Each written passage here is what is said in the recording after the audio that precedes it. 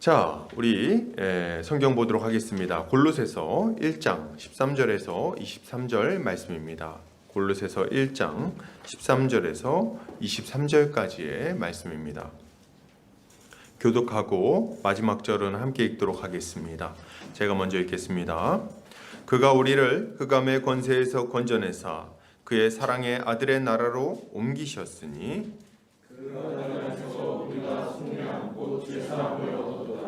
그는 보이지 아니하는 하나님의 형상이시요 모든 피조물보다 먼저 나신 이시니 만물이 그에게서 창조되되 하늘과 땅에서 보이는 것들과 보이지 않는 것들과 혹은 왕권들이나 주권들이나 통치자들이나 권세들이나 만물이 다 그로 말미암고 그를 위하여 창조되었고 또한 그가 만물보다 먼저 계시고 만물이 그 안에 함께 섰느니라.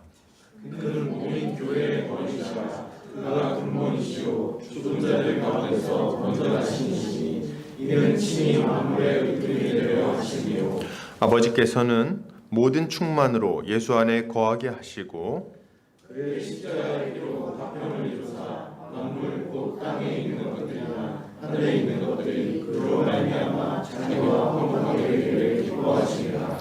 전에 악한 행실로 멀리 떠나 마음으로 원수가 되었던 너희를 이제는 그의 육체의 죽음으로 말미암아 화목하게 하사 너희를 거룩하고 부끄럽고 책망할 것이 없는 자로 그 앞에 세우고자 하셨으니. 같이 읽겠습니다.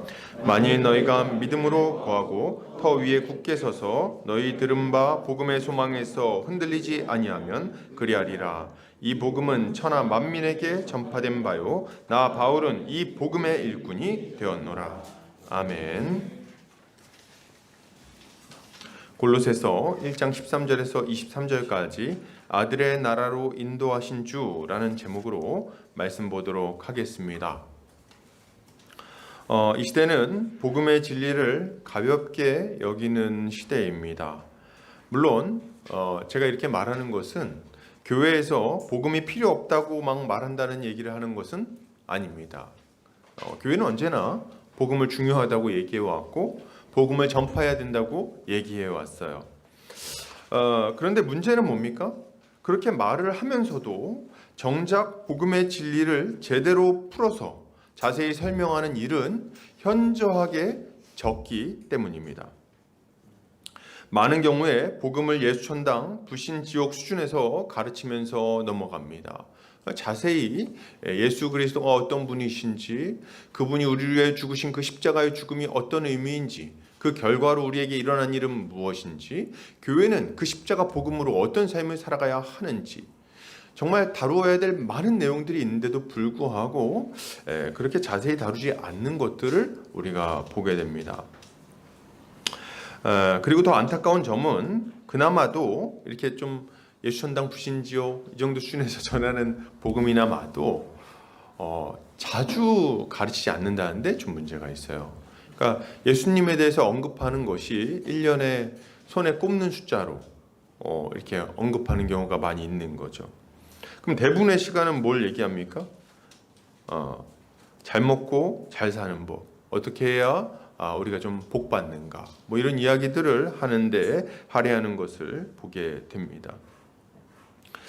물론 대부분의 좋은 교회들이 이제 그렇게 안 한다고 생각하지만 이거 말이 안 맞는데 많은 경우에 또 이런 일들이 있다는 것을 또 제가 말씀드릴 수밖에 없을 것 같아요. 제가 우리 이번 주에도 광고에 얘기했던 것처럼 목사님들하고 같이 이렇게 시간을 보내고 왔는데 얘기를 들어보면은 이런 것들을 잘 어떻게 가르쳐야 될지를 잘 모르는 경우가 많이 있습니다. 마음은 있어요. 내가 복음을 전하리라, 복음의 일꾼이다. 근데 복음을 가르쳐라 하면 부담이 있는 거예요. 어떤 부담입니까? 복음의 내용을 풍성하게 모르는 바람에 예수천당 불신지옥 수준에서 그거보다 조금 더 된 수준에서 얘기하고 더 이상 얘기하기를 좀 힘들어하는 거예요. 그리고 맨날 똑같은 얘기할 수 없지 않습니까? 이런 질문을 던지는 거죠. 저는 사실 이렇게 생각합니다. 더 자세히 풍성하게 가르쳐야 된다. 근데 만약 그게 안 되면 반복해서 그냥 얘기해라. 제 입장인데 어쨌든 간에 어려움을 겪는 게 사실이다. 우리는 복음을 가르쳐야 합니다. 우리가 복음을 가르치지 않는다면 우리는 복음의 진리를 붙들고 살아가지 못하게 될 겁니다. 우리는 복음을 붙들고 그 복음에 합당한 삶을 살아가기를 힘써야 되는데 그래서는 안 되는 거죠. 그리고 우리는 이 복음을 믿고 그 복음의 진리에 순종하며 그 순종에서 오는 기쁨을 날마다 맛보며 자라갈 때, 그렇게 할 때 우리 믿음이 자라갈 수 있는 거예요. 그렇게 우리는 복음의 진리를 반복적으로 들을 필요가 있습니다. 아마 제가 오늘 이렇게 전하게 되는 이 말씀도 복음의 내용을 다시 한번 좀 자세히 설명하는 방식이 될 거라는 생각이 듭니다. 오늘 본문을 통해서 예수 그리스도와 그가 하신 일에 대해서 살펴보려고 하는데 이 시간을 통해서 우리 믿음이 다시 한번 좀 견고하게 서고 자라가는 시간이 되기를 소망합니다. 할렐루야. 아멘. 좋습니다. 자, 기대가 됩니다. 자, 오늘 본문은 그가 우리를 흑암의 권세에서 건져냈다 이런 말로 시작합니다.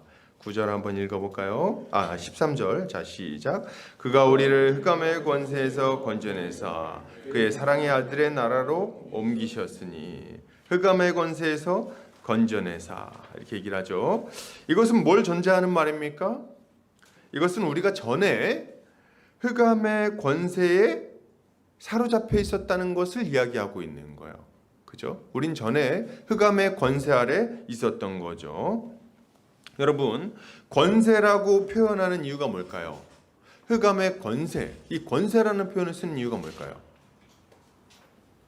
이게 아주 강력한 힘을 가지고 있기 때문인 거예요. 그냥 이렇게 흑암 아래 있었다 이렇게 얘기하지 않는 거는 우리가 언제든지 들어갔다 나왔다 할 수 있는 상태가 아니었다는 얘기를 하는 겁니다. 우리는 흑암의 권세 아래 있었습니다. 그 지배와 통치 아래 있었던 거예요. 흑암의 권세는 강력한 힘으로 자신에게 속한 자들을 통제하고 있었습니다. 여러분, 우리는 이 흑암을 거스를 수가 없었어요. 거스를 수 있는 능력이 없었습니다. 대적해서 물리칠 능력도 없었죠. 아무리 몸부림쳐봤자 도무지 그것을 벗어날 수가 없었다는 거예요. 우리는 그야말로 무기력하게 사로잡혀서 흑암의 노예로 살아가고 있었던 겁니다. 자, 그러면 흑암의 권세라 하면 구체적으로 무엇을 얘기하는 걸까요? 흑암의 권세. 흑암의 권세는 죄와 사망의 권세를 이야기합니다. 근데 이것을 우리가 자주 나누었던 그 본문을 가지고 살펴보면 세 가지로 좀 구분해 볼 수가 있어요. 우리 에베소 2장 2절에서 3절 한번 같이 읽어볼까요? 자, 시작. 그때 너희는 그 가운데서 행하여 이 세상 풍조를 따르고 공중의 권세 잡은 자를 따랐으니 곧 지금 불순종의 아들들 가운데서 역사하는 영이라. 전에는 우리도 다 그 가운데서 우리 육체의 욕심을 따라 지내며 육체와 마음에 원하는 것을 하여 다른 이들과 같이 본질상 진노의 자녀였더니. 아멘. 예, 우리를 지배하고 있던 흑암의 권세는 어떤 성격을 가지고 있습니까? 첫 번째, 이 세상 풍조입니다. 이 세상 풍조가 이 전 세상을, 온 세상을 뒤덮고 있기 때문에 우리는 그 아래에서 살아갈 수밖에 없었던 거예요. 두 번째 뭡니까? 공중 권세 잡은 자, 즉 마귀를 얘기하죠. 이 세상 임금, 예수님도 그렇게 얘기하셨어요. 이 세상 임금, 이 세상 임금인 마귀의 권세 아래 있었습니다. 저는 귀신 들린 것도 아닌데 왜 그런 얘기를 하시죠? 그것과 관계없이 이 불법 통치자 마귀의 권세 아래서 그 지배 아래서 괴롭힘 당하며 살고 있었던 거예요. 세 번째 뭡니까? 우리의 육신의 정욕, 이 죄된 정욕의 지배 아래 있었던 거예요. 불타는 정욕. 먼저 우리는 이 세상 풍조 아래 있었습니다. 이 세상 풍조의 지배 아래 있었어요. 그 권세 아래 있었어요. 이 세상 풍조라 함은 하나님을 거슬러 살아가고자 하는 세상의 강력한 흐름이라고 말할 수 있습니다. 이 세상 문화, 뭐 이렇게 얘기해야 될까요? 아담과 하와의 범죄 이후로 이 세상에는 하나님을 대적하는 강력한 흐름이 생겨났어요. 그것은 가인의 후손들을 통해서 아주 명료하게 드러났는데, 여러분 보세요. 창세기 4장에 보면 가인의 후손들이 딱 등장을 합니다. 3명 정도가 이렇게 이름이 4명이 나오는데 라멕이 있어요. 처음으로 일부 다처제를 시행한 사람이죠. 근데 이 라멕의 이 자녀들이 3사람이 딱 등장합니다. 이게 굉장히 재밌는 그 내용이 나오는데 누구냐면 야발과 유발과 두발가인. 혹시 들어보셨나요? 야발과 유발과 두발가인. 야발은 목축하는 자였고 유발은 악기를 만드는 자였어요. 악기로 이제 음악을 만드는 자였어요. 세 번째, 두발가인은 뭐 하는 사람일까요? 각종 동철로 이 기구를 만드는 도구를 만드는 사람이었습니다. 이거를 전에 그 화종부 목사님께서 설명하는 걸 제가 들은 적이 있는데 굉장히 인상 깊게 설명을 해주셨어요. 어떻게 설명하냐면 이 야발은 맞죠? 야발. 네. 야발은 그 목축하는 자라 그러지 않았습니까? 이거를 산업을 육성하는 것으로 딱 설명하더라고요. 그러니까 가인의 후손들이 어떤 삶을 살았냐? 첫 번째, 산업을 육성하고, 그리고 유발은 뭐 했다고요? 악기로 감정 유발. 그래서 이제 악기를 가지고 이제 음악을 만들었다 그러는데 이 사람은 문화를 융성하게 하고, 그리고 뭡니까? 두발가인. 이 사람은 각종 동철로 기계를 만든다 그랬잖아요. 기술을 발전시켰다. 이렇게 얘기를 하는 거예요. 그래서 산업을 육성하고, 그리고 문화를 발전시키고, 그리고 기술을 발전시켰다. 이게 가인의 후손들이 한 일이었어요. 그걸 통해서 세상을 좀 더 살기 좋게 만들려고 했던 거죠. 지금 우리가 하는 일하고 너무나도 비슷한 거예요. 그런데 이런 삶을 살아갔던 그들이 만들어낸 결과물은 뭐였냐는 거죠. 그 결과물은 뭐였습니까? 살기 좋은 세상이었나요? 사람이 살기 좋은 풍성한 삶이었습니까? 그렇지 않았어요. 그 결과로 나타난 삶은, 그 문명은 네피림 문화였어요. 네피림 문화. 그래서 하나님은 이 네피림 문화를 보면서 뭐라고 말씀하십니까? 하나님이 사람을 지으심을 후회하셨더라. 이렇게 이야기를 하는 거예요. 그렇게 기술을 발전시키고, 그렇게 문화를 융성하게 하고, 그렇게 산업을 발전시켰는데도 불구하고 그 세상은 사람이 살기에 좋은 세상도 아니요, 하나님께 영광 돌리는 세상도 아니요, 하나님의 마음을 아프게 하고 사람을 고통스럽게 하고 하나님의 저주를 받기에 합당한 세상이 되어버렸다는 거죠. 이것이 세상의 풍조입니다. 지금도 마찬가지예요. 여러분, 우리가 이렇게 경제를 발전시키면 우리의 관심사가 경제 아닙니까? 경제를 발전시키면 사람들이 잘 살 것 같죠. 근데 그렇지가 않은 거예요. 지금처럼 이렇게 산업이 발전한 시대가 어디 있습니까?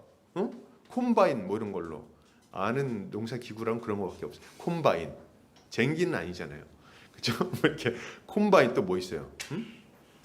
트랙터, 트랙터, 콤바인 이런 걸로 미국 같은 데 보면 어마어마한 땅을 농사를 짓습니다. 그래서 실제로 이 생산량하고 인구를 딱 해보면 전 세계 인구를 먹이고 남는다는 거예요.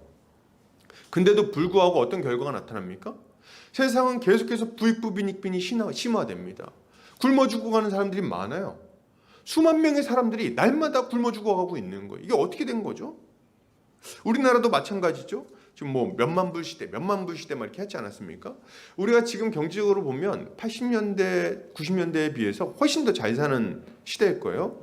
근데 사람들이 체감하는 건 어떻습니까? 정말 다 같이 걱정 없이 잘 먹고 잘 살고 있습니까? 그렇지 않죠. 그렇지 않아요. 상대적으로 소외감을 느끼고 상실감을 느끼고 비교하면서 고통받으며 살고 있는 거죠. 옛날에는 뭐 이렇게 보면은 좀 계층 사다리가 있었어요. 그래서 공부를 열심히 해가지고 이 사회적 계층 사다리를 막 너무 올라가고 그랬었는데 지금은 그것도 좀 어려워졌습니다. 그래가지고 그 잘 사는 애들이 공부도 잘해요. 잘 사는 애들이 그 운동도 잘하고 공부도 잘하고 싸움도 잘하고 뭐 이래. 그런 거예요. 왜 그러냐? 예, 어렸을 때부터 그 교육 환경 자체가 토대가 다른 거예요. 그래가지고 이게 그 계층 사다리를 넘어서는 게 예전보다 훨씬 어려워졌다고 얘기를 하더라고요. 그죠? 여러분 문화는 어떻습니까? 여러분 문화가 막 발전하면은 사람의 삶이 풍요로워질 거라고 생각했어요. 그런데 여러분 요새 나오는 그 드라마라든지 영화라든지 아니면 그 음악들 한번 보십시오. 그렇게 발전한 형태의 이 문화가 있는데도 불구하고 그 내용은 다 뭐예요? 내용은 정말 너무 이렇게 보기 힘들 정도예요. 너무 잔인하고 그리고 너무나도 이렇게 죄를 조장하고 음란하고 악한 문화가 정말 강력하게 퍼져나가는 것들을 보게 됩니다. 기술 발전은 어떻죠? 기술이 발전하면 정말 사람이 살기 좋아지는 건가요? 얼마 전에 저희 아내가 AI로 영어 대화를 AI랑 영어 대화하는 거를 이렇게 봤는데 AI가 막 대답을 해주더라고요. 막 이렇게 AI한테 내 영어 어때? 그랬더니 그냥 그래 이렇게 약간 그런. 그래서 미안해요. 얘기가 맞는데 취미가 영어거든요. 근데 이제 그냥 그래 이렇게 얘기하더라고요.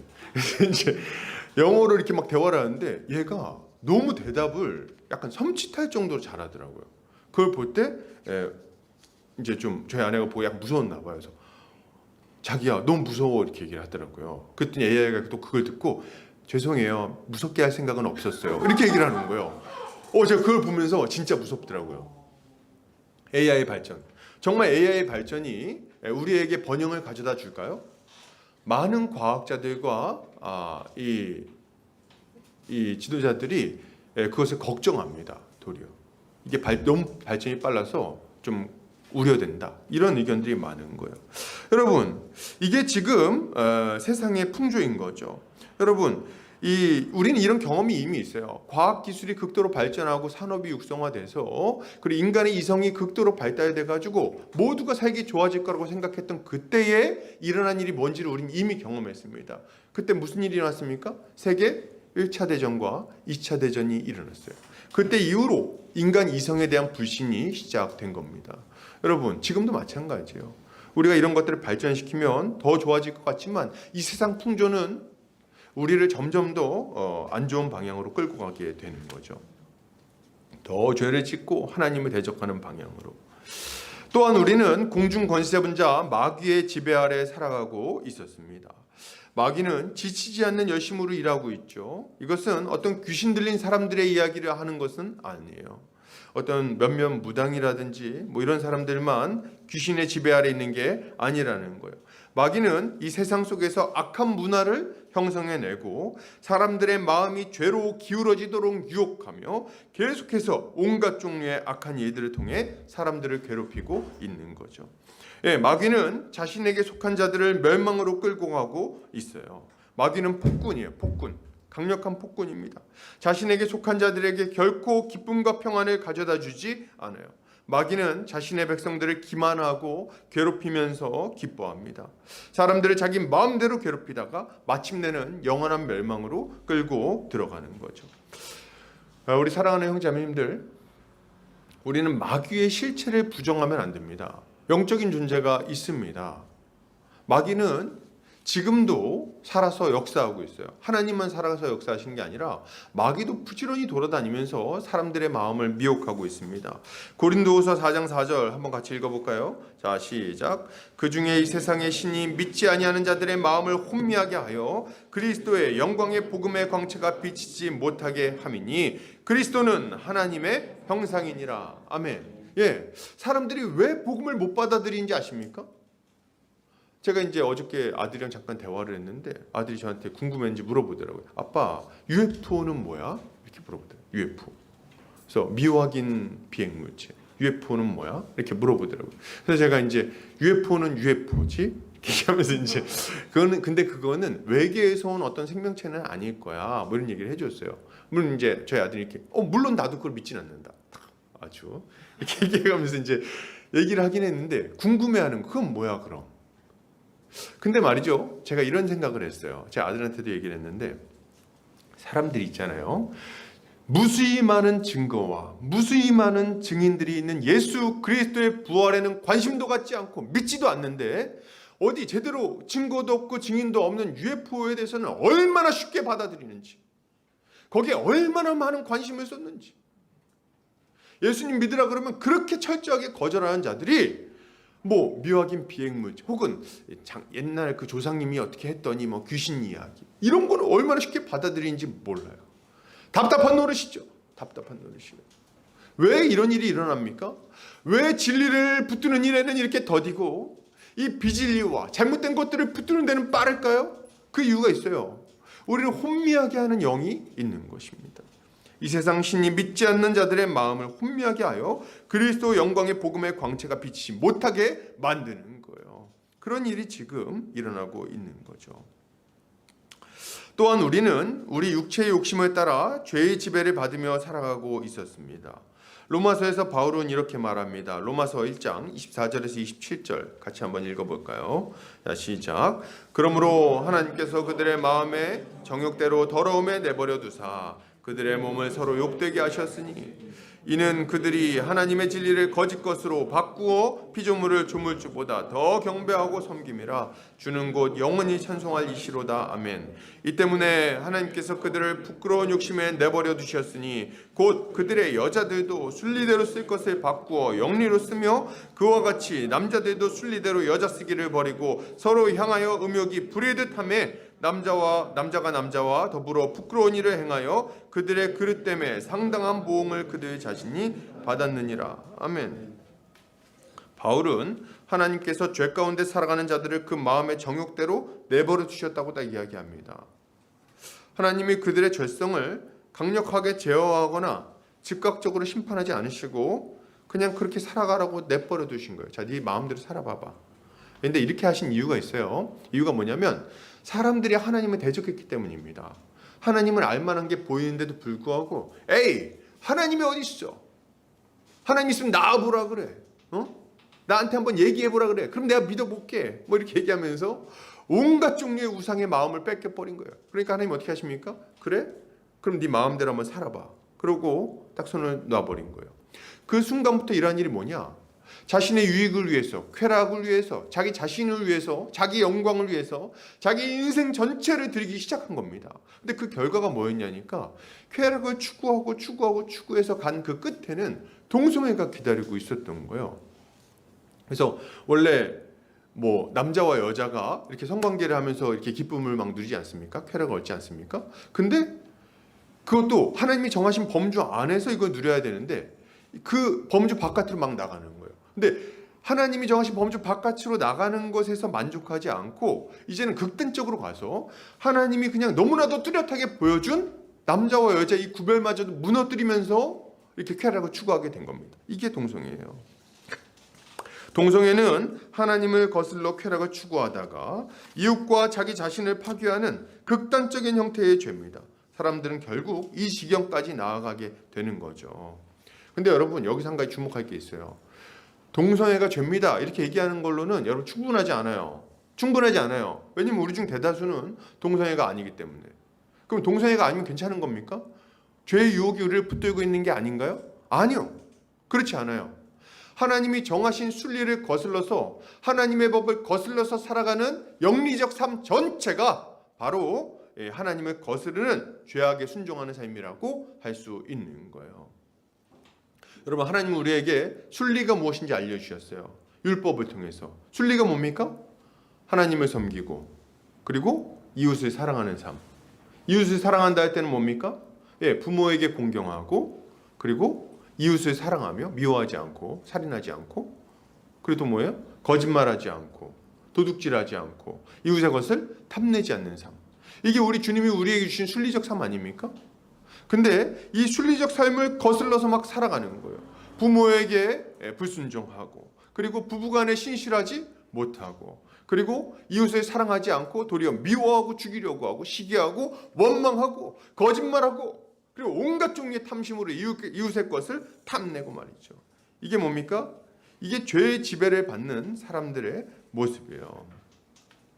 여러분 누가 이 흑암의 권세를 우습게 말할 수 있겠어요? 누가 그게 별게 아니라고 말할 수 있겠어요? 누가 나는 거기서 해당 사항이 없다고 말할 수 있겠습니까? 아니요. 아무도 이것을 벗어날 수가 없는 거예요. 로이드 존스 목사님은 이에 대해서 이렇게 말씀하셨어요. 죄 가운데 있는 인간은 죄에 대해 자유롭지 못합니다. 그는 죄의 지배와 통치와 제재를 당합니다. 뭐라고요? 지배와 통치와 제재를 당합니다. 여러분 이걸 우리가 언제 알 수 있는지 아세요? 이 세상 풍조가 우리를 붙들고 있다는 것, 죄가 우리를 붙들고 있다는 것, 마귀가 우리를 미혹하고 있다는 것, 이거 우리가 언제 절실하게 느낀지 아십니까? 죄를 짓지 않겠다고 결단하는 순간 딱 알게 돼요. 평소에는 모르지, 죄 가운데 살아갈 때는. 왜냐면 늘 죄의 지배 가운데 살아가니까 물고기가 물속에서 살아가는 것처럼 어색함을 못 느끼는 거예요. 그런데 이 죄의 지배에서 벗어나겠다고 결단하는 순간 이 죄가 얼마나 강력한 힘으로 우리를 붙들고 있는지를 알 수 있을 겁니다. 죄를 안 짓겠다고 딱 결단하는 순간 내가 도무지 벗어날 수 없다는 것을 깨닫게 되는 거예요. 이 중에 이제 담배를 피다가 담배를 끊어본 경험이 있는 분들, 혹은 술을 아주 중독 정도로 마시다가 술을 끊어본 분들이 혹시 있으실지 모르겠어요. 그런 분들은 좀 어느 정도의 경험이 있을 겁니다. 그게 얼마나 강력한 건지. 이게 잘 안 되는 거예요. 제가 이제 제 친구 얘기를 또 자주 해서 죄송한데, 제 친구 이제 김모 씨가 있어요.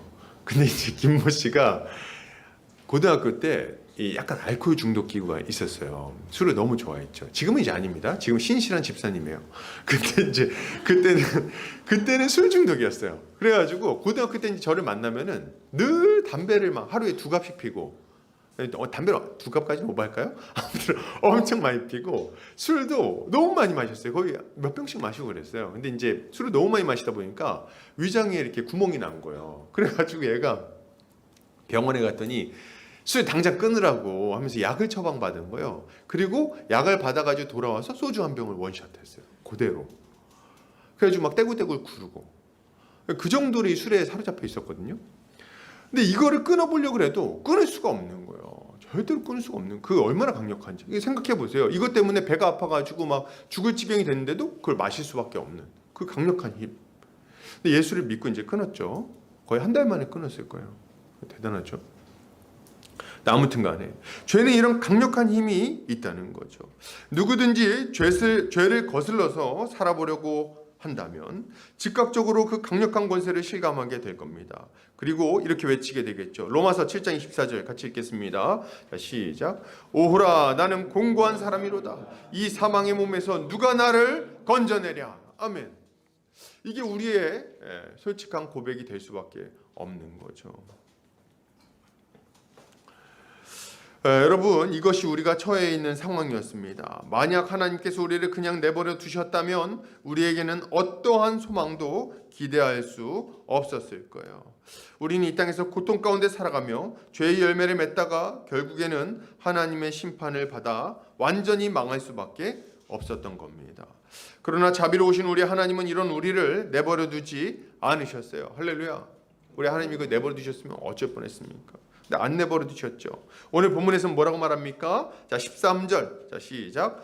그가 우리를 흑암의 권세에서 건져내사 그의 사랑의 아들의 나라로 옮기셨으니 하나님은 이 강력한 흑암의 권세에서 우리를 꽉 붙들어 가지고 끄집어 내신 거예요. 그 절망의 구렁텅이에서 그 늪과 같은 곳에서 우리를 붙들어서 끄집어 내신 겁니다. 그리고 어디로 옮겨주십니까? 그 사랑의 아들의 나라로 옮겨주신 거예요. 그리고 하나님의 그 다스림 가운데, 그 평강 가운데 살아가게 만들어 주신 거죠. 할렐루야. 이게 우리 주님이 우리에게 베풀어 주신 은혜인 거예요. 그런데 이때 우리가 딱 궁금한 게 있죠. 뭡니까? 아니, 그럼 예수님은 어떻게 그렇게 하신 거죠? 어떻게 죄와 사망의 권세에서 우리를 끌어내신 거죠? 그 강력한 죄의 권세에서 우리가 어떻게 벗어날 수 있게 된 거죠? 14절에서 그 방법에 대해서 이야기해 줍니다. 읽을까요? 자, 시작.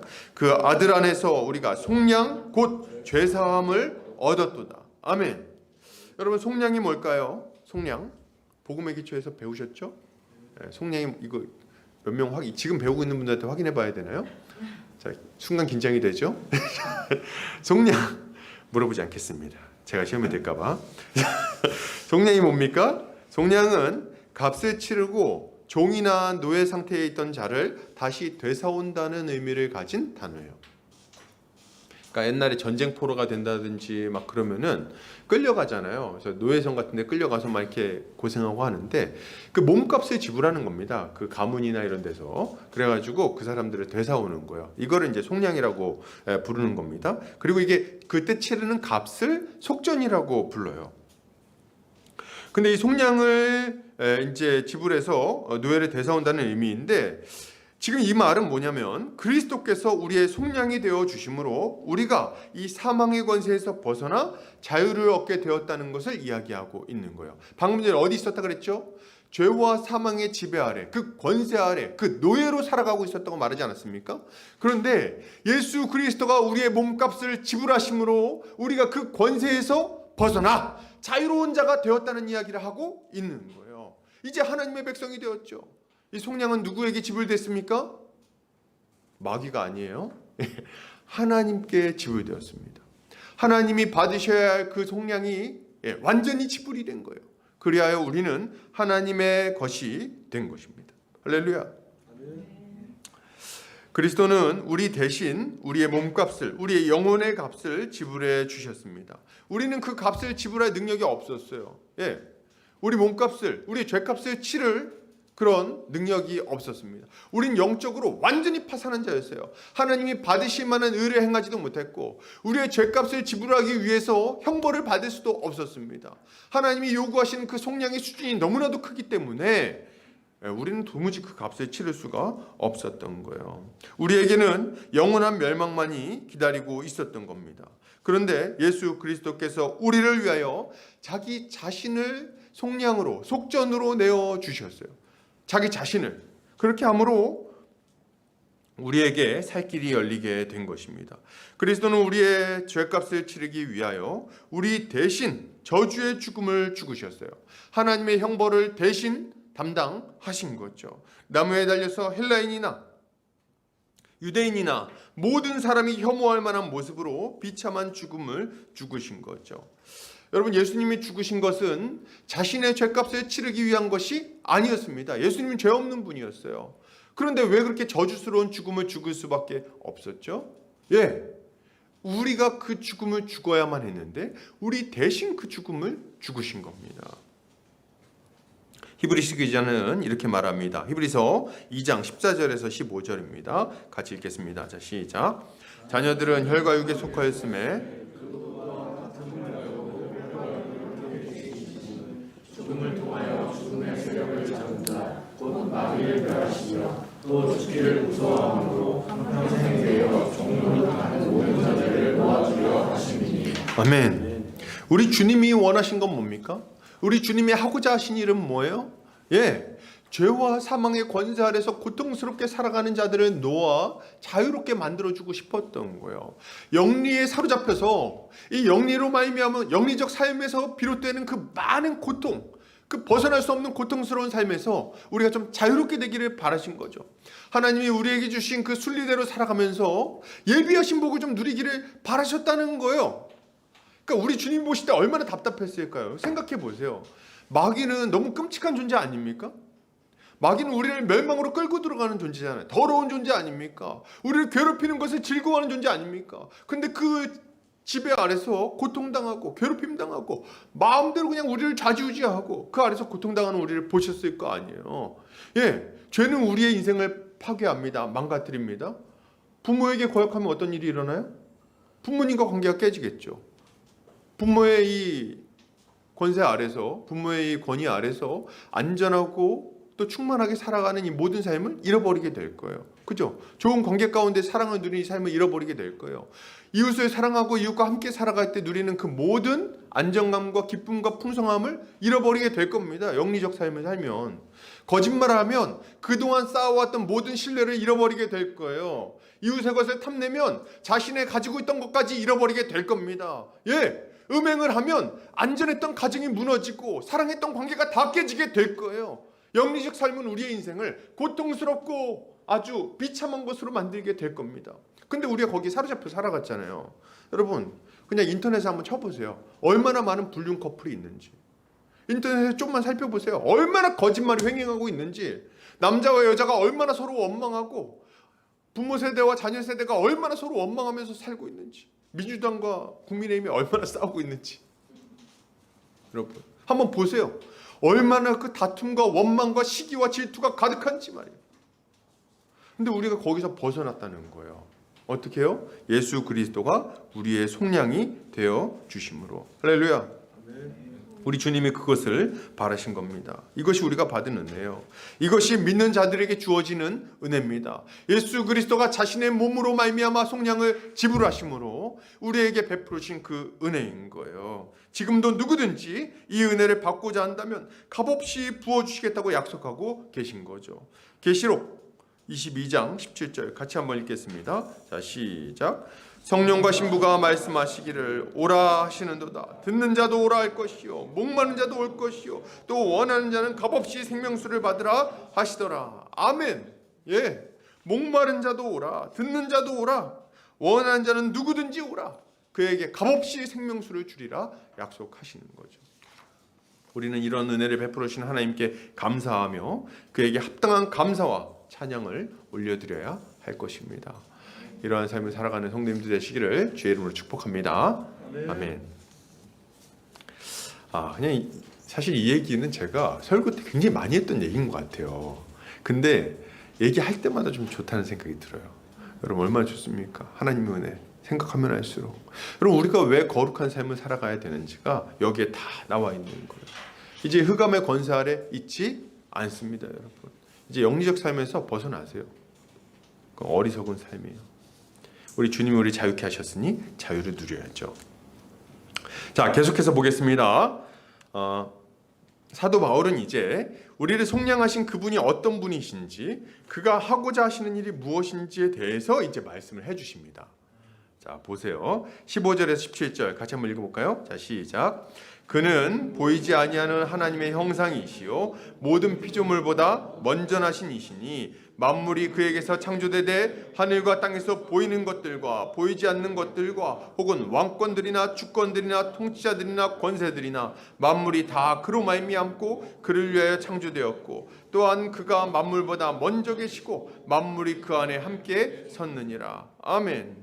바울은 주님이 보이지 않는 하나님의 형상이시요 모든 피조물보다 먼저 나신 이라고 말씀하십니다.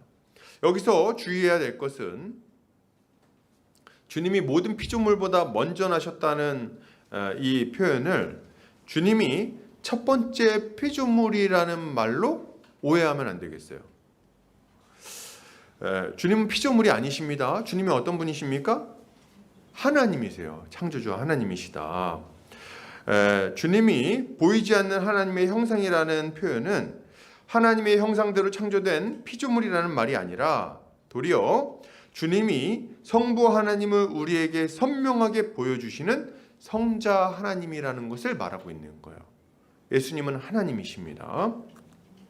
또한 모든 피조물보다 먼저 나셨다는 말은 그가 첫 번째 피조물이라는 말을 하는 게 아니에요. 도리어 이 말은 그가 영원 전에 성부로부터 나신 참 하나님이라는 것을 의미하는 표현인 겁니다. 하나님이라는 표현인 거예요. 이것을 명백히 하는 말이 뭡니까? 만물이 그에게서 창조되었다라는 표현인 거죠. 예, 주님은 만물에 포함되는 피조물이 아니에요. 피조물이 아니십니다. 알고 계셨나요? 알고 계셨죠? 예수님은 피조물이 아니십니다. 도리어 그는 만물을 창조하신 창조주 하나님이시라는 것을 이렇게 이야기하고 있는 거예요. 여기 나오는 모든 표현은 그가 전능하신 하나님이라는 것을 아주 분명하게 우리에게 알려주고 있는 겁니다. 제가 이제 이런 얘기를 이렇게 하면은 이런 생각을 하실지 모르겠어요. 왜 굳이 예수님이 하나님이라는 것을 이렇게 얘기할까? 굳이 그 뭐 무슨 의미가 있는 거지? 그게 중요한가? 하나님 아니면 안 돼? 이런 생각이 좀 들 수 있다는 생각이 듭니다. 왜냐면 제가 예전에 그런 생각을 했어요. 왜냐면 제가 예전에 교회에서 새가족 교육을 받는데 새가족 교재가 5주짜리 5강 짧게 한 20분씩 5번 하면 끝나는 이제 교재가 있었어요. 근데 그 중에 3과인가요? 거기에 우리를 죄에서 구원하실 예수님은 어떤 분이십니까? 이런 내용이 들어가 있는데 그 내용이 뭐가 있냐면 그는 참 하나님이시오 참 사람이십니다. 이렇게 딱 얘기가 나오는 거예요. 근데 저는 그때 궁금했어요. 얼마 되지도 않는 이 5주짜리 강의 하나에 왜 그가 하나님이시고 사람이라는 것을 이렇게 굳이 써놨지? 자랑하고 싶은가? 약간 이런 생각을 좀 했습니다. 예수 그리스도가 하나님이라는 것이 왜 중요할까요? 그걸 우리가 왜 반드시 알아야 됩니까? 그가 왜 하나님이자 사람이셔야 된다는 것, 사람이라는 것을 그가 하나님이자 사람이라는 것을 우리가 왜 알아야 하는 걸까요? 그 이유는 여러분 분명합니다. 그 이유가 뭐냐면 그가 하나님이자 사람이셔야만 우리의 죄를 속량할 자격이 있기 때문에 그래요. 만약 예수님이 하나님이 아니시라면, 혹은 예수님이 사람이 아니시라면, 혹은 예수가 의인이 아니시라면 우리의 죄를 속량할 수가 없습니다. 우리 대신 죽을 수도 없고, 우리 대신 죄값을 치를 수도 없고, 우리를 구원할 수도 없는 거예요. 그 자격이 없어요. 그렇기 때문에 예수가 하나님이자 사람이라는 것이 그렇게 중요한 겁니다. 이것을 믿는 게 그만큼 중요한 거예요. 이 믿음이 없는 자들마다 우리를 위한 예수 그리스도의 죽음을 굳게 붙들지 못하게 될 겁니다. 확신을 갖지 못하게 되는 거예요. 그래서 이게 아주 중요한 진리인 겁니다. 여러분 보세요. 그가 하나님이라는 것이 죄를 속량하는 것과 도대체 무슨 상관이 있는가? 웨스트민스터 대의문답 38문에서는 이에 대해서 이렇게 답변하고 있습니다. 질문: 중보자가 하나님이셔야 되는 것은 왜 그런가? 답: 중보자가 하나님이셔야 하는 것은 그의 인성이 하나님의 무한하신 진노와 사망의 권세 아래 침몰하는 것으로부터 방지하고 지탱하기 위한 것이다. 그리고 그분의 고난과 순종과 중재하심에 가치와 효능을 주시는 것이다. 그뿐 아니라 하나님의 공의를 만족시키며 하나님의 은총을 강구하고 특별한 백성을 값주고 사며 그들에게 그분의 영을 주시고 그들의 모든 원수를 정복하여 영원한 구원에 이르게 해야 하기 때문이다. 아멘. 그 이유가 많죠. 여러분 하나님이 아니시면 이거 할 수가 없다는 거예요. 동일한 질문에 대해서 로이드 존스 목사님은 이렇게 얘기하십니다. 예수 그리스도의 신성 혹은 신적 본성을 주장하는 것도 똑같이 중요합니다. 예수 그리스도의 희생이 무한한 가치를 지니려면 그는 사람일 뿐만 아니라 동시에 하나님이셔야 했다는 사실이 우리가 신성을 주장하는 것이 중요한 커다란 이유입니다. 아멘. 이게 무슨 말입니까? 여러분 우리의 죄값을 치르기 위해서는 이 죄의 값을 감당할 만큼 가치 있는 희생 제물이 드려졌어야 된다는 말을 하고 있는 거예요.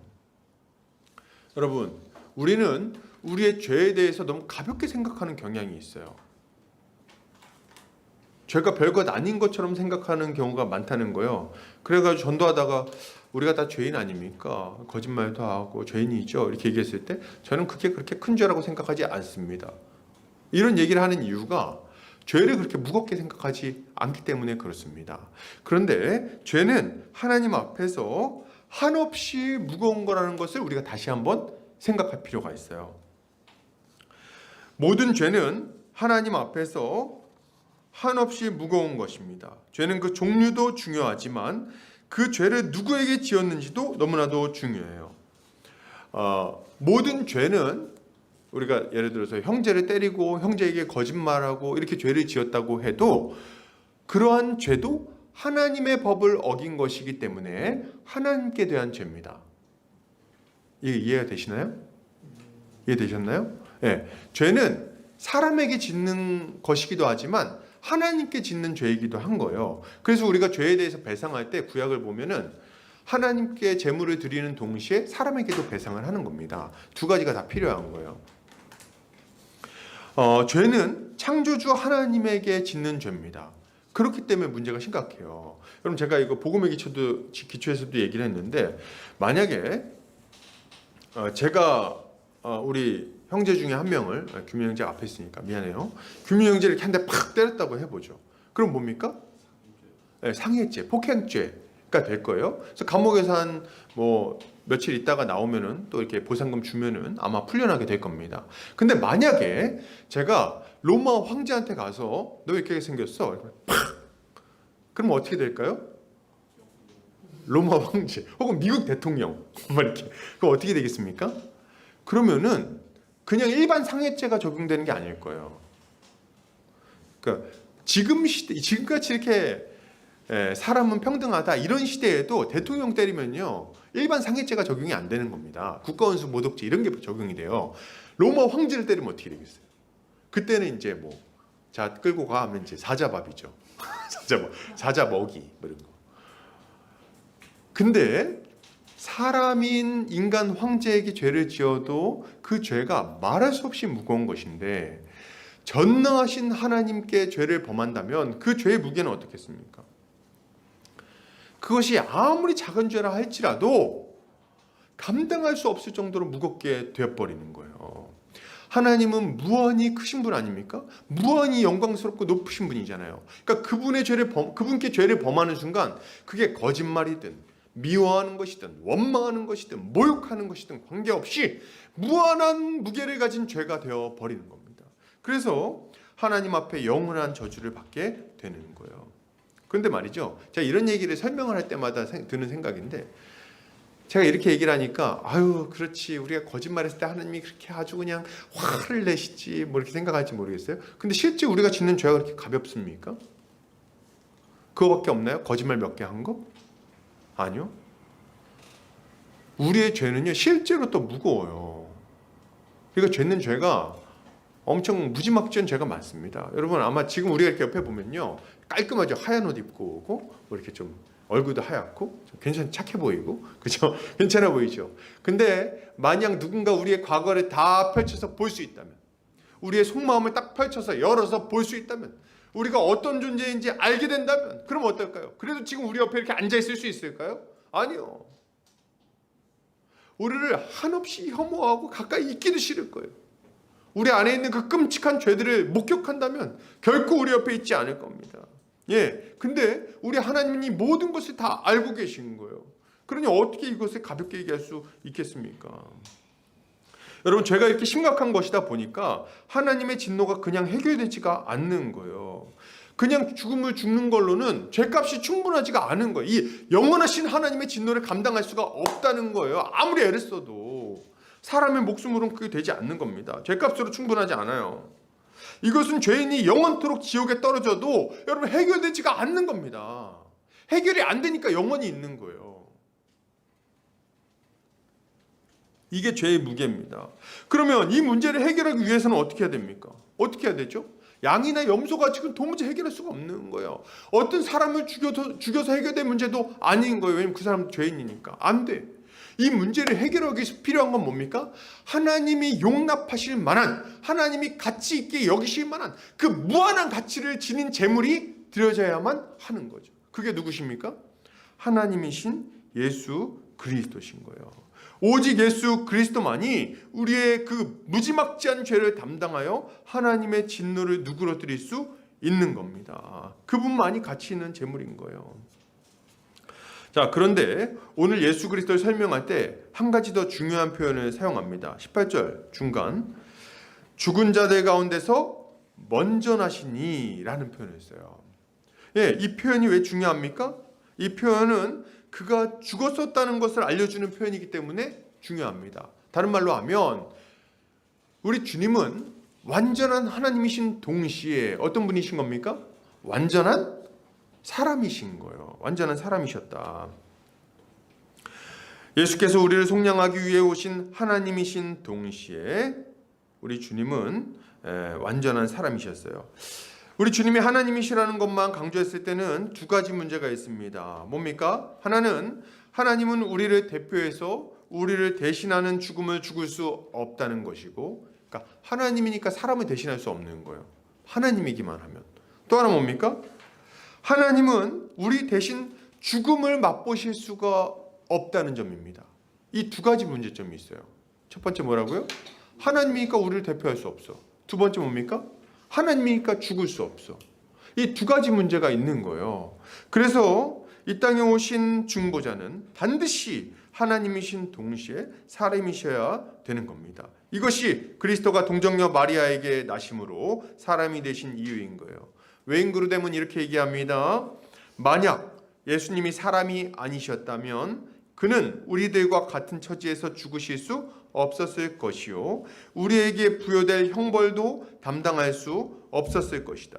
이 일을 하기 위해 그는 모든 면에서 우리처럼 되셔야만 했다. 그래서 그는 우리들을 위한 대속물이 되실 수 있었고, 그래서 연락될 수 있는 그 제물은 우리들을 대신한 것이다. 만약 그리스도께서 완전한 사람이 아니셨다면 그는 사람의 죄를 대신하여 형벌을 치르기 위하여 죽으실 수 없었다. 우리를 위한 대속의 제물이 되실 수 없었던 것이다. 이렇게 얘기를 하고 있습니다.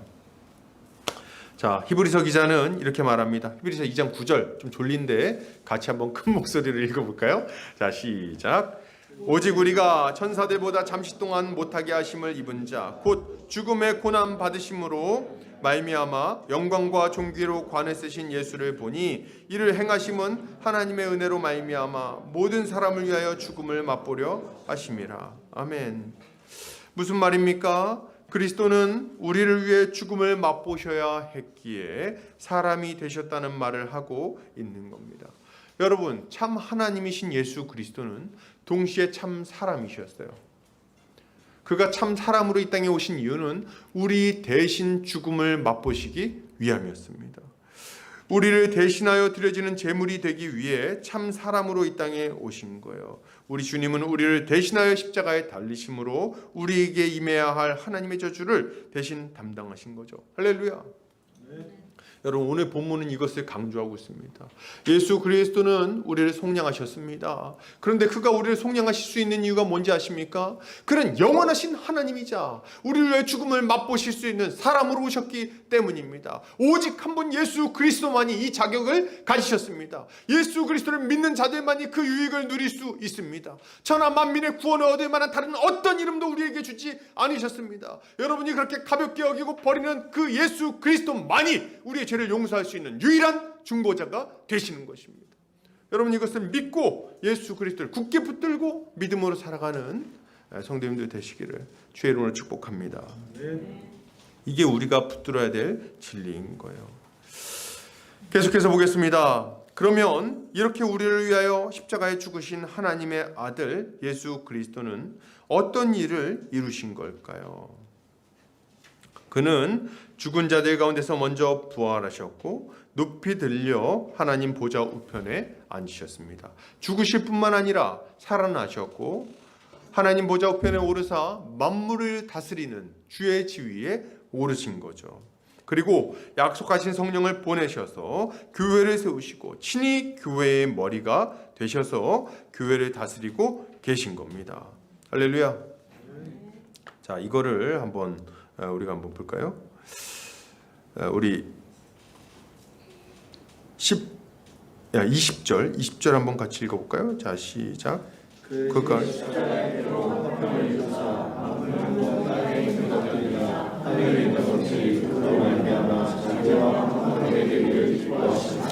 아멘. 이게 우리 주님이 하신 일인 거예요. 이러한 주님의 통치로 인해 일어난 일을 20절에서 지금 설명하고 있는 겁니다. 주님은 땅에 있는 것들이나 하늘에 있는 것들이 자신 안에서 화목하게 되도록 하셨어요. 여러분, 이게 무슨 말일까요? 땅에 있는 것이나 하늘에 있는 것이 자기와 화목하게 된다. 그럼 언제는 좀 사이가 안 좋았나요? 네, 사이가 안 좋았죠. 언제 사이가 안 좋았습니까? 아담의 범죄로 말미암아 온 피조 세계는 하나님과 어그러진 관계 가운데 있게 되었어요. 그런데 이런 얘기를 할 때 우리 창세기 저기 뭡니까? 그 복음의 기초 2과 때 이 얘기를 좀 다뤘었는데 기억하실지 모르겠어요. 그럼 보세요. 땅은 범죄를 했습니까? 안 했습니까? 안 했죠. 근데 가시덤불과 엉겅퀴가, 땅은 저주를 받아 가시덤불과 엉겅퀴가 나고 이렇게 얘기하잖아요. 근데 저는 그 얘기 딱 들었을 때 이 생각을 했어요. 땅이 진짜 억울했겠다. 땅은 잘못도 안 했는데 왜 가시덤불과 엉겅퀴 내가 뭐 어쨌다고. 근데 이렇게 하신 이유가 있습니다. 이유가 뭡니까? 피조 세계 전체는 누구를 위해서 창조된 거예요? 사람을 위해서 창조가 된 거예요. 사람이 이 땅에서 하나님이 주시는 그 복을 누리게 하려고 창조된 겁니다. 근데 사람이 그 자격을, 그 지위를 잃어버리니까 그 상태 그대로, 복된 상태 그대로 유지될 수가 없는 거예요. 그래서 하나님 처음에 창조하신 대로 복된 상태를 유지하지 못하고 가시덤불과 엉겅퀴를 내는 저주받은 상태가 되어버리고 만 거죠. 여러분, 땅이라고 얘기하니까 식물들만 문제냐? 아니요. 이 땅으로 표현되는 피조세계 전체를 말하는 거예요. 여러분, 옛날에는 사자가 어린 양을 잡아먹지 않았습니다. 뱀이 어린 아이를 물지 않았어요. 근데 지금 보면은 사자가 막 사람 잡아먹고 막 그러잖아요. 이유가 뭡니까? 예, 지금 하나님이 창조하신 이 피조 세계가 심각하게 어그러진 상태에 있기 때문에 그런 거예요. 그래서 얘네들도 잡아먹으면서 굉장히 괴로움을 당합니다. 영리 가운데 살아가니까. 그래서 어린 양 잡아먹으면서 어떻게 합니까? 맛있다 이게 아니라 먹으면서 우는 거예요. 미안해, 이렇게. 그런 고통 가운데 있는 거죠. 이거를 제가 지금 뭐 하고 있나요? 제가 지금 순간 현타가 오는데 제가 지금 설교자가 이러면 안 되는데, 여러분 로마서 8장에 보면 이걸 뭐라고 표현하냐? 만물도 하나님의 아들들이 나타날 것을 기다리면서 함께 탄식하고 있다 이렇게 얘기를 하고 있어요. 모든 피조물이 지금 함께 탄식하고 있습니다. 언젠가 주님이 모든 어그러진 것들을 다시 회복시키실 그날을 고대하면서 기다리고 있는 거예요. 제발 빨리 오세요. 제발 빨리 오세요. 너무 괴롭습니다. 너무 고통스럽습니다. 죽음이 지배하고 있는 이 세상이 너무나도 괴롭습니다. 하나님 빨리 모든 것을 회복시켜 주세요. 탄식하고 있는 거예요. 근데 지금 그 일이 언제 시작됐다는 겁니까?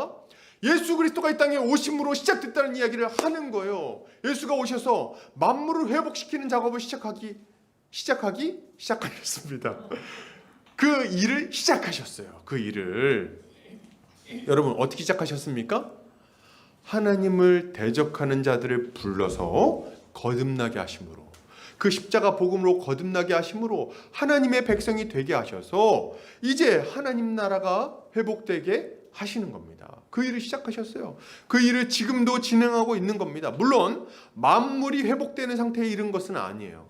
그러나 이 하나님의 백성들이 회복되면 궁극적으로는 어떻게 된다는 겁니까? 그들을 위해서 이 모든 피조 세계가 갱신되어 회복되는 일이 일어나게 되는 거죠. 그 일을 주님이 지금 이루고 계시다는 것을 이야기하고 있는 겁니다. 또한 주님은 십자가를 통해 우리를 속량하셔서 죄와 사탄의 권세에서 자유롭게 하셨죠. 무슨 말입니까?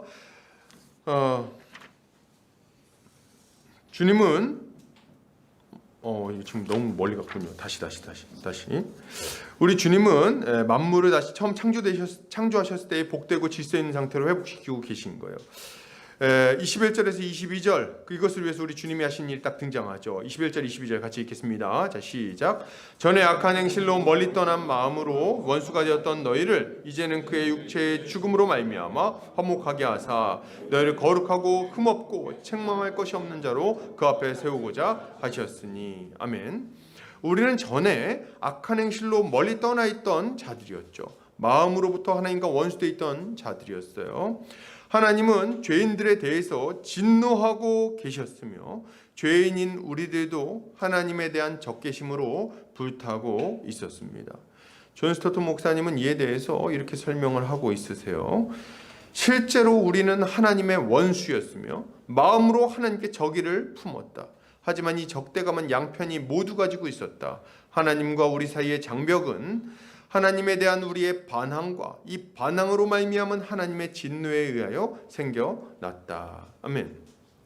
그러니까 여러분 지금 어떤 상태였냐면 인간이 죄를 범함으로 말미암아 온 세상이 하나님이 창조한 그 복된 상태를 잃어버리고 하나님 앞에 영리로 살아가는 상태 아니었습니까? 근데 이게 가장 절정으로 나타나는 것은 사람이 하나님께 대적하는 것을 통해서 나타나고 있었어요. 하나님과 사람 사이의 관계가 깨졌습니다. 사람과 사람 사이의 관계도 깨졌죠. 하나님은 사람에게 적대심을 가지고 계셨고요. 사람도 하나님께 적개심을 가지고 있었습니다. 죄인들에 대한 하나님의 적개심은 진노로 나타났어요. 하나님은 그들을 그 방탕 가운데 내버려 두셨으며 마지막 날 무서운 심판으로 갚아주실 것이었죠. 그러면 하나님께 대한 죄인들의 적개심은 어떻게 나타났을까요? 하나님을 향한 죄인들의 적개심은 불안함과 두려움, 하나님께 대한 공개적인 거절과 미움과 반항으로 나타났습니다. 이게 지금 하나님과 깨어진 관계의 증거인 거예요. 죄인들은 하나님께 대한 두려움을 가지고 있었을 뿐 아니라 날마다 염려와 걱정과 근심으로 살아간다는 거예요. 이들은 복음을 듣는데도 불구하고 그것을 거절하고 반대하고 하나님을 모욕했습니다. 그러니 그 인생에 무슨 평안이 있겠어요? 물론 이렇게 된 것은 하나님 편에서의 잘못은 아니었습니다. 하나님과 사람 사이의 관계가 깨어지게 된 책임은 전적으로 사람에게 있어요. 전적으로.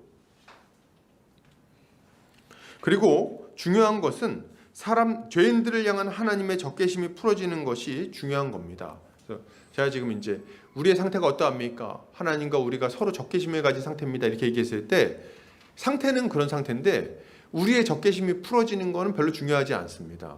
그리고 우리가 그걸 풀 수도 없고 하나님과의 관계를 풀 수가 없어요. 중요한 건 뭐냐면 우리를 향한 하나님의 적개심이 풀어지는 겁니다.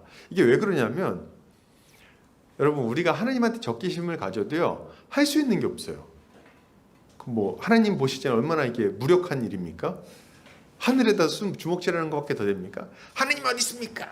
그래도 하나님은 아무렇지도 않으세요. 별 문제가 안 됩니다. 풀리지 않아도. 근데 우리를 향한 하나님의 적개심은 너무 심각한 피해를 가져와요. 우리의 인생 전체가 고통 가운데 거하게 되고 결국에는 영원한 멸망에 들어가게 되니까 이 적개심이 안 풀어지면 이게 감당이 안 되는 겁니다. 그래서 이 하나님의 적개심이 풀어지는 게 중요한 거예요. 그런데 이런 상태를 해결하기 위해서 예수 그리스도가 자기 몸을 들이신 거죠. 그리스도는 십자가의 죽으심으로 하나님의 진노를 누그러뜨리셨고 하나님의 적개심을 가라앉히셨습니다. 그리고 자신의 그 완전한 의를 우리에게 덧입혀 주심으로 우리를 하나님과 화평한 자로 만들어 주신 거죠. 이제 우리는 하나님 앞에서 의로운 자로 설 수 있게 된 겁니다. 이제 우리는 하나님과의 화평한 관계를 마음껏 누릴 수 있는 의로운 자가 된 거예요. 사도 바울은 로마서에서 이렇게 외칩니다. 로마서 5장 1절 같이 한번 읽어볼까요? 자, 시작. 그러므로 우리가 믿음으로 의롭다 하심을 받았으니 우리 주 예수 그리스도로 말미암아 하나님과 화평을 누리자. 아멘. 예수 그리스도를 믿음으로 말미암아 의롭다 하심을 받았기 때문에 이제 우리는 하나님과 화평한 관계가 되었다는 말을 하고 있는 거예요. 우리는 이제 하나님의 심판을 두려워하지 않아도 됩니다. 하나님이 언제 때리실까 걱정하지 않아도 돼요. 아니, 내가 지각했으니까 하나님은 한 대 때리시려나? 안 때려요. 안 때립니다. 하나님이 나를 외면하시고 버리시면 어떻게 하나 걱정할 필요도 없는 겁니다. 내가 이렇게 열심히 안 했는데 하나님 버리시면 어떡하지? 아니요, 그럴 일이 없습니다. 내가 죄를 지었는데 하나님 날 버리시면 어떡하지? 안 버리십니다. 내가 이렇게 부족한데 하나님이 날 기뻐하실까? 기뻐하십니다. 왜요? 예수 그리스도를 옷 입은 자들이 되었기 때문에 그런 거예요. 여러분 로마서 5장 8절에 뭐라고 말합니까? 우리가 아직 죄인 되었을 때에 그리스도께서 우리를 위하여 죽으심으로 우리에게 대한 하나님 이거 또 큰일 났네. 이런 거 못 외우면 하나님한테 혼나는데. 이제 뭐라고 그랬죠 제가 지금? 로마서 5장 8절 다시 한번 읽어드릴게요. 우리가 아직 죄인 되었을 때 그리스도께서 우리를 위해 죽으심으로 하나님께서 우리에 대한 자기의 사랑을 확증하셨느니라 이렇게 얘기하잖아요. 우리가 아직 죄인 되었을 때에 그리스도께서 우리를 위해 죽으셨으니 우리가 더 이상 이제 하나님의 사랑을 의심할 필요가 없다 이렇게 얘기를 하는 겁니다. 제가 되게 좋아하는 표현은 이겁니다.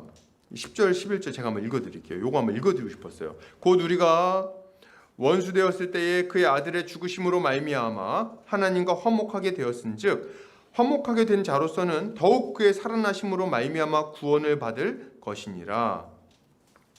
여러분 다시 한번 중요하니까 곧 우리가 원수 되었을 때에 그의 아들의 죽으심으로 말미암아 하나님과 화목하게 되었은즉 화목하게 된 자로서는 더욱 그의 살아나심으로 말미암아 구원을 받을 것이니라. 아멘. 요거 조금만 설명을 해드릴게요. 무슨 말이냐면 이런 거예요. 우리 너무 의심이 많아요. 어떤 의심입니까? 구원에 대해서 의심하고 하나님께 혼날 걸 너무 걱정을 많이 해요. 제가 그러거든요. 방금 전에도 본능적으로 나오잖아요. 못 오면 혼나는 딱 나오지 않습니까?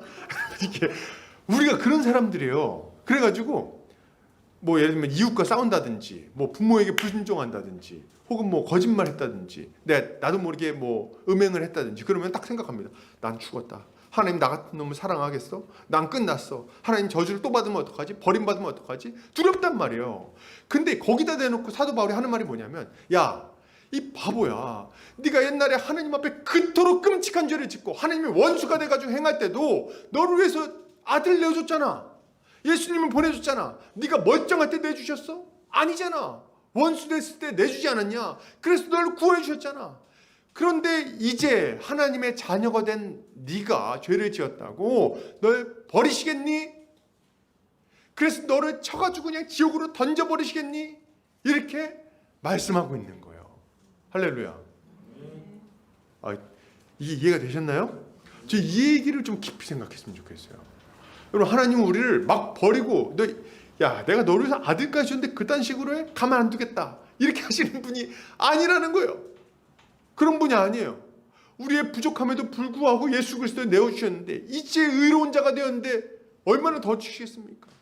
이걸 우리가 깊이 생각하고 자유함과 화목함을 누려야 되는 거죠. 이제 우리는 하나님의 자녀가 되어서 언제든지 하나님 앞에 나아갈 수 있게 되었고, 하나님께 기도할 수 있게 되었고, 하나님께 기도하여 필요한 것들을 받아 누릴 수 있게 된 겁니다. 예, 이것이 그리스도가 십자가에서 이루신 일이고 우리에게 베푸신 은혜인 거예요. 또한 주님은 십자가를 통해 우리를 속량하셔서 죄와 사탄의 권세에서 자유롭게 하셨습니다.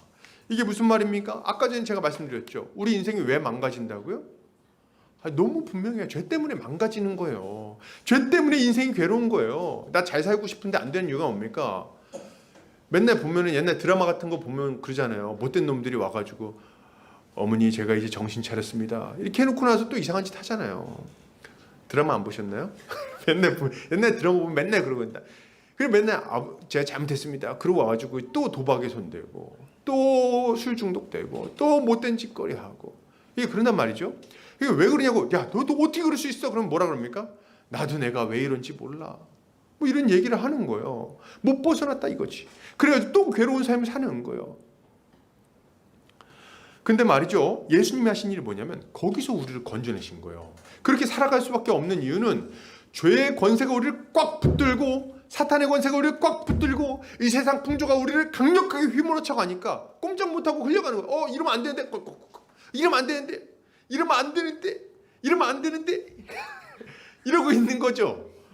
근데 우리를 거기서 딱 붙들어가지고 그 권세를 물리치시고 예수 그리스도의 권세 아래 들어오게 만드신 겁니다. 우리 안에 성령을 부어주셨어요. 그래서 이제 어떻게 됩니까? 죄를 지으려고 그러는데 말씀이 생각나는 거예요. 말씀을 깨닫게 하시는 거예요. 우리의 마음에 성령이 충만하게 역사하셔서 그 죄를 이겨내게 만드시는 거예요. 안 되는데 내가 이러면 안 되지. 정신 차려야지. 우리 주님이 나를 위해 죽으셨는데 어떻게 그렇게 살 수가 있겠는가? 딱 버텨내는 거죠. 물론 중간중간 넘어집니다. 넘어지면 어떻게 해요? 하나님 잘못했습니다. 그리고 다시 넘어지면 일어나고 넘어지면 일어나고 점점 더 위로 올라가는 거예요. 우리의 삶은 낯선 영일지는 몰라도 계속해서 올라갑니다. 예수 그리스도를 붙들고 올라갑니다. 우리 주변에 있는 지체들 중에 보면은 이런 생각하신 자기 자신을 보면서 뭐 이런 생각할지 모르겠어요. 나는 예수를 믿었는데도 변함이 없는 것 같아. 맨날 똑같은 것 같아. 난 그냥 그 상태 그대로야. 나아지는 게 없어. 맨날 죄 때문에 힘들어. 아니요, 여러분. 올라가고 있습니다. 예수 그리스도가 우리를 붙들고 있는 거예요. 우리를 끌어올리고 있습니다. 점점 더 예수 그리스도를 닮아지게 만들고 죄의 권세에서 멀어지게 만들고 하나님의 권세 아래 살아가게 만들고 있는 거예요. 이게 우리 주님이 우리에게 베풀어 주신 은혜인 거죠. 할렐루야. 그래서 우리는 순리대로 살아가면서 하나님이 기뻐할 만한 의의 열매를 맺고 그 순리대로 살아가는 기쁨을 조금씩 누리게 되는 겁니다. 여러분, 제가 자꾸 시간이 길어질까 봐 그런데 그냥 얘기해 볼게요. 제가 담임 목사니까 어떻게 하겠어요. 자, 여러분 들어보세요. 이런 생각하지 마세요. 나는 예수 믿어도 달라지는 게 없어. 정말 달라지는 게 없어요? 한번 살펴보세요. 좋아지고 있습니다. 열매가 나타나고 있어요. 순간순간 그 열매를 맛보며 살아갑니다. 우리의 삶이 조금씩이나마 위로 올라가고 있습니다. 이것을 무시하지 마세요. 더딜지언정 올라가고 있다. 그러니까 쓸모없다고 생각하지 않아야 됩니다. 이 소망을 굳게 붙들어야 돼요. 그리고 그 길로 계속해서 나아가야 됩니다. 오늘 23절에서 우리에게 필요한 것이 무엇인지를 이야기합니다. 같이 한번 읽어볼까요? 23절 시작. 만일 너희가 믿음에 거하고 터 위에 굳게 서서 너희 들은 바 복음의 소망에서 흔들리지 아니하면 그러하리라. 이 복음은 천하 만민에게 전파된 바요 나 바울은 이 복음의 일꾼이 되었노라. 아멘. 예, 복음의 소망에서 흔들리지 않으면, 이 소망을 딱 붙들고 맞아 좋아질 거야, 예수님이 날 붙들고 계시니까 내 인생은 위로 올라가게 될 거야, 예수님을 닮아지게 될 거야, 죄의 그 영리에서 벗어나서 순리대로 살아가게 될 거야, 우리 주님이 주시는 회복된 삶을 누리게 될 거야. 예, 그걸 믿고 그 소망에서 흔들리지 않으면, 그러면 우리 주님이 이루실 겁니다. 이걸 믿으셔야 돼요. 우리에게 믿음이 필요합니다. 믿음이 필요해요. 그럼 마귀는 계속해서 우리 믿음을 흔들 거예요. 우리 흔들려고 할 겁니다. 야, 넌 안 돼. 네가 뭐라고? 네가 뭘 하겠어? 예수님 널 좋아할 것 같아? 하나님 널 좋아할 것 같아? 네 이웃들이 널 인정해 줄 것 같아? 네가 아무리 했어도 바뀔 것 같아? 네 삶이 바뀔 것 같아? 돈도 없는 게, 권력도 없는 게, 할 줄 아는 것도 없는 게, 네가 뭘 할 수 있겠어? 예, 마귀는 늘상 우리의 인생을 흔들어댈 겁니다. 우리의 믿음을 흔들어댈 거예요. 근데 그때마다 여러분 예수 그리스도를 바라보시기 바랍니다. 그분을 붙드시기를 바랍니다. 예수께서 우리를 위해 십자가에 죽으셨다는 것을 굳게 붙드시기를 바랍니다. 이 소망을 굳게 붙들 때 우리의 믿음이 견고하게 세워지게 될 거예요. 그리고 우리의 삶이 바뀌게 될 겁니다. 왜 물러나겠어요? 우리 주님 살아계신데. 이걸 믿고 하나님과의 화평한 관계를 누리며 예수 그리스도를 닮아가는 우리 성도님들 되시기를 주의 이름으로 축복합니다. 결론을 드립니다. 여러분, 예수 그리스도께서 우리를 흑암의 권세에서 건져 주셨습니다. 하나님의 아들이신 주님은 우리를 위해 저주의 죽음을 죽으심으로 우리를 속량하셨어요. 그리고 그것을 통해 우리를 하나님께 순종하는 의의 백성으로 만들어 주신 겁니다. 이제 우리는 이 복음을 믿고 주님께 순종하며 순리대로 살아가야 될 거예요. 이것이야말로 우리가 주께서 이루신 화평을 마음껏 누리며 열매 맺는 삶을 사는 비결일 것입니다. 이번 한 주간도 주님의 은혜로 승리하는 성도님들 되시기를 주의 이름으로 축복합니다. 같이 한번 기도하겠습니다.